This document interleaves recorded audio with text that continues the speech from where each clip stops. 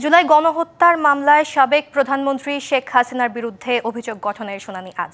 এ মামলার আরেক আসামি সাবেক আইজিপি চৌধুরী আব্দুল্লাহ আল মামুনকে ট্রাইব্যুনালে হাজির করা হয়েছে। বিস্তারিত জানাতে সরাসরি যুক্ত হচ্ছেন সহকর্মী মিজান আহমেদ। মিজান, আর কি তথ্য আছে এই মামলা সম্পর্কিত আপনার কাছে, জানাবেন আমাদের বিস্তারিত। আপনি যেমনটি দর্শকদের জানাচ্ছিলেন, পৌনে 10টায় কিন্তু কঠোর নিরাপত্তার মধ্যে দিয়ে এই মামলার গ্রেফতার একমাত্র আসামি সাবেক আইজিপি চৌধুরী আব্দুল্লাহ আল মামুনকে আন্তর্জাতিক অপরাধ ট্রাইব্যুনালে হাজির করা হয় এবং বর্তমানে তিনি আন্তর্জাতিক অপরাধ ট্রাইব্যুনালের ব্যবস্থায় রয়েছেন। কিছুক্ষণ পরে তাকে এজলাসে তোলা হবে এবং পূর্ব নির্ধারিত সময় রয়েছে 10:30টায় এবং এই মামলাটি সরাসরি সম্প্রচারের একটি ব্যবস্থা নেওয়া হয়েছে। সেই হিসেবে আমরা দেখেছি যে বাংলাদেশ টেলিভিশনের যে কারিগরি টিমটি, সেই টিমটি কিন্তু ইতিমধ্যে ট্রাইব্যুনালে প্রবেশ করেছে এবং আপনার মাধ্যমে আরো জানাতে চাই যে শিয়া বাটার ও ভিটামিন ই সমৃদ্ধ লিলি হালাল বিউটি সোপ, তারুণ্যময় উজ্জ্বল ত্বকের জন্য।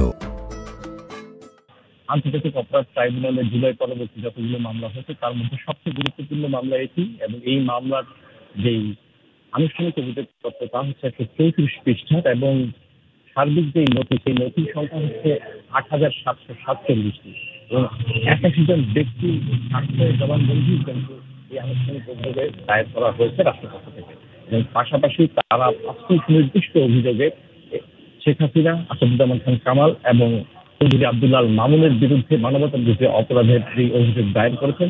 আজকে সেই বিষয়ে আরো শুনানি হবে। ইতিমধ্যে কিন্তু শেখ হাসিনা পলাতক থাকায় এবং আসাদুজ্জামান খান পলাতক থাকায় তাদের পক্ষে একজন রাষ্ট্রপক্ষে আইনজীবী নিয়োগ দেওয়া হয়েছিল এবং রাষ্ট্রের খরচে নিয়োগ দেওয়া সেই আইনজীবী পরবর্তীতে একটি ফেসবুক পোস্টের ধারাবাহিকতায় তিনি কিন্তু তার সেই পদ থেকে অব্যাহতি নেন।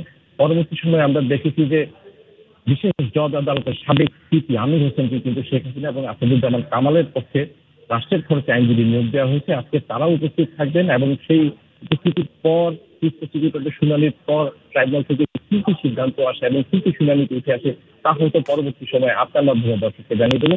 এই ছিল আজকের এই মামলার সবশেষ তথ্য। ফিরে যাচ্ছি স্টুডিওতে আপনার কাছে।